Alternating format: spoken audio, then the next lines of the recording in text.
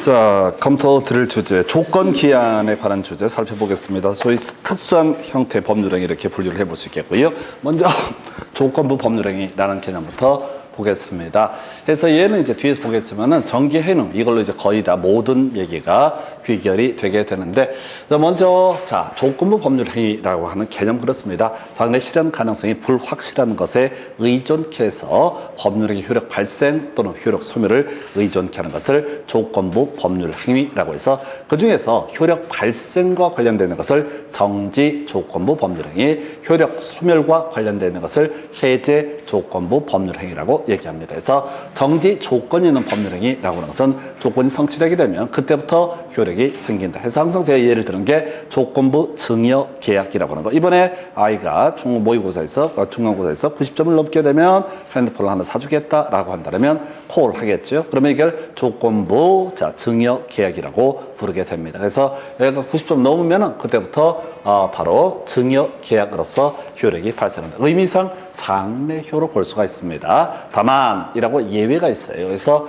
조건 성취 효력을 성취 전에 소급하게 의사를 표시한 때 그에 의한다 라고 해서, 얘는 원칙은 장래효, 예외 소급효, 이런 식의 논리 구조가 되게 됩니다. 그래서 좀 오래전에 나왔던 것이 원칙 장래효. 그래서 앞에서 우리가 장래효 관련해서 이런 얘기 살펴봤습니다. 뭐가 있었냐면 무효인 법률행위의 추인이라고 하는 거, 장래에 대해서 유효한 것이 되게 된다.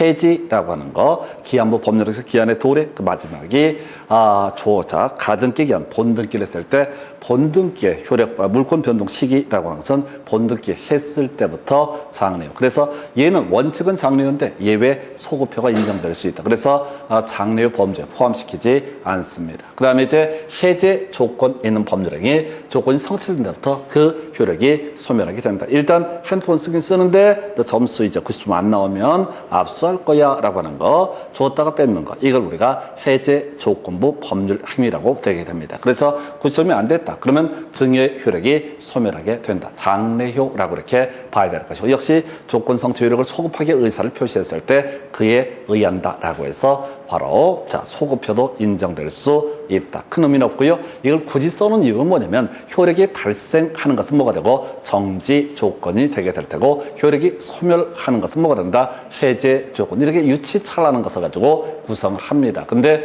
여기서는 주된 출제 이슈는 바로 특수한 경우라고 해서 정기해능, 이걸 외우셔야 돼. 해서 거의 문제 반 이상이 정기해능이라고 해서 정지 조건이 기성 조건이면 조건 없는 법률행위, 즉 유연 법률행위가 되게 된다. 이에 대응해서 해제 조건이 불능 조건이 되게 되면 어떻다? 조건 없는 법률행위. 시험 문제 구성할 때는 무효인 법률행위다라든가 조건 없는 법률행위다, 이런 식의 명제가 나와요. 그래서 조건 없는 법률행위다라는 명제가 나오게 되면 그 앞에 뭐가 있어야 돼? 정기해능 있으면 어떻다? 조건 없는 법률행위. 이것만 달달달 외우시는 거야. 나머지 모르면 다 어떻다? 무효인 법률행위가 되게 된다. 해서 이런 식이죠. 이번 시험에 합격하게 되면 자동차 핸드폰 하나 사줄게 라고 하는 거, 정지 조건부 법률행위. 근데 이미 90점이 다 나온 상태였다 그러면 이건 기성 조건, 조건이 이미 성취가 됐으니까 핸드폰을 그냥 사주면 된다, 이런 의미가 되게 될 것이고, 너 이번 시험에 90점 안 나오게 되면 핸드폰 압수를 해버릴 거야 라고 했는데 이미 떨어져서 점수가 안 나왔어. 그러면 어떻다?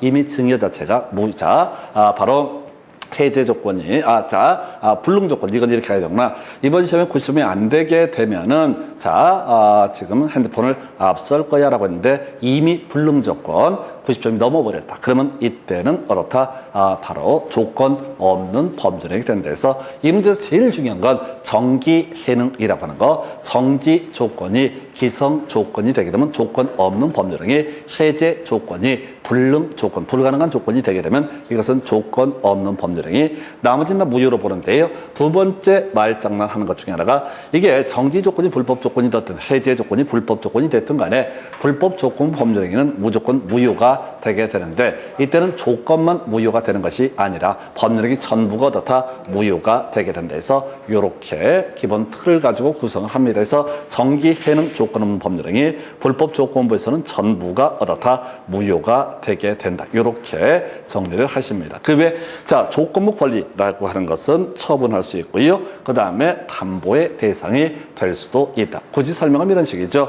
어떤 애가 엄마한테 허락을 받았습니다. 어떻게 이번 시험에 90점 넘으면 핸드폰을 하나 사주기로. 근데 친구가 그 얘기를 듣고 나서 야 어차피 90점 넘을 것 같으니까 자 지금 핸드폰 가격이 30만 원 쳤을 때 나한테 그 20만 원에 팔아라 라고 하게 되면 그 팔 수도 있다. 그것은 뭐가 된다? 유효인 법률 행위가 되게 된다. 해서 앞에서 무효, 유효, 취소 이런 얘기할 때 조건부 권리의 처분이라고 하는 거 이게 벙찌면 안 되고요. 당연히 유효한 법률 행위가 되게 된다.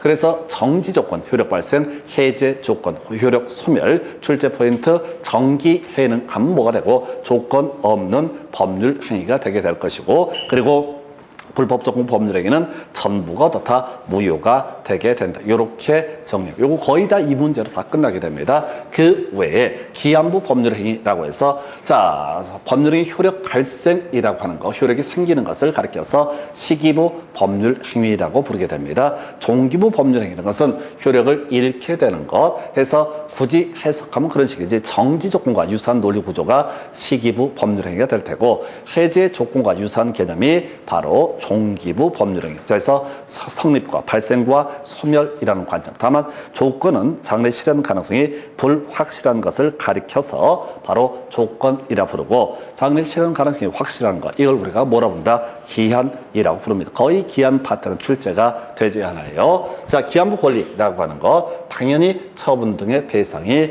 될 수가 있다. 자, 그리고 나서 이게 별 내용이 아닌데 기한의 이익이라고 하는 것은 채무자의 이익을 위한 것으로 어떻다? 채무자의 이익을 위한 것으로 추정된다라고 이렇게 되어 있습니다. 그래서 이런 얘기죠. 주택담보대출 은행에 가서 주택을 담보로 대출을 받게 됩니다. 자, 그래서 주택담보대출을 실행한 상태에서 1년 후에 채무를 변제하기로 약정을 했다라고 한다면 1년 자, 이 사이에는 채무를 변제하지 않아도 되는 권리 이게 바로 채무자의 권리가 되게 된다. 그래서 이 채무자의 권리라고 하는 나중에 바로 포기할 수 있지만은 바로 상대방의 권리를 침해하지 못한다 해서 중간에 만약에 중도 상환을 하게 되면 중도 상환 수수료 이런 것들을 지불하는 경우도 존재한다 해서 거의 내용은 없습니다. 그래서 자 여러분 자료 지문 가지고 몇 개 보게 되면 조건 성취 효력 관련해서 틀린 지문들 몇 개 볼까요? 자 조건 성취 효력은 원칙적으로 법률행위가 성립한 때부터 발생한다. 틀렸죠? 원칙적으로 장래돼서 유효한 것이 되게 된다 해서 예외적으로 소급표가 될 수가 있죠. 좀 오래전에 나왔던 질문 기성 조건을 정지 조건으로는 법률행위 무효. 틀렸죠?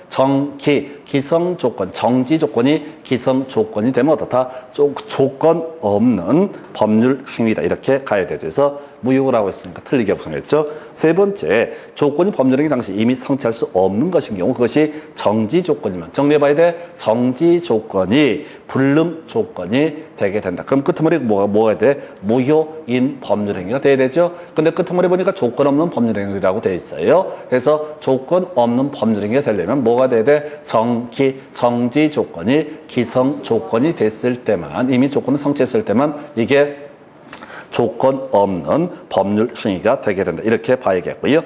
네 번째, 조건을 붙이는 것이 허용되지 않는 법률 행위에 조건을 붙인 경우 이게 불법 조건이 되게 됩니다. 사람 죽여주면 100만 원 줄게. 이런 것을 불법 조건. 자, 이런 경우 다른 정함이 없으면 조건만 분리해서 무효로 할 수 있다. 틀렸죠? 조건만 무효가 되는 것이 아니라 법률 행위 전부가 어떻다? 무효가 되게 된다. 이렇게 봐야겠고 기한 관련해서 틀린 질문 보기니까 기한의 도래가 미적인 권리 의무 끄트머리 처분하거나 담보로 할 수 없다라고 해서 틀리게 구성이 됐고요. 자, 기한은 채권자의 이익을 위한 것으로 추정한다. 틀렸죠? 채무자의 이익을 위한 것으로 추정을 하게 된다. 그 외 기한의 이익은 포기할 수 있다. 뒤쪽은 옳은 표현이 되게 됩니다. 그래서 하여튼 정기 해능이라고 하나. 자, 지금 조건 관련해서 주로 이슈가 되고요. 조건 원칙적으로 장래요. 예외 소급표라고 하는 거. 요게 좀 특이한 주제, 오래전 문제고 요 근래 문제 대부분은 정기 해능 가지고 거의 다 답을 구성을 하게 됩니다. 그래서 정지 조건이 기성 조건이면 해제 조건이 불능 조건이 되면 어떻다? 조건 없는 법률행. 그래서 지문을 보실 때 뒤부터 보셔야 돼. 이게 무효인 법률행인지 조건 없는 법률행들을 먼저 판단을 하셔야 돼. 그래서 조건 없는 법률행이라는 표현이 나오게 되면 그 앞에 뭐가 있어야 돼? 바로 정지 조건이 기성 조건일 때, 해제 조건이 불능 조건일 때 이렇게 할 테고, 불법 조건 법률행위는 조건만 무효가 되는 것이 아니라 법률행위 전부가 무효가 되게 된다. 그리고 기한부 법률행위는 지금 설명드린 것처럼 장래효라고 해서 이 자체가 중요치는 않습니다. 근데 전체 앞에서 장래효 관련해서 논의할 때 이렇게 보셨고요. 이 정도가 조건 기한이라는 주제. 잠시 끊었다가 이제 마지막 주제 봅니다.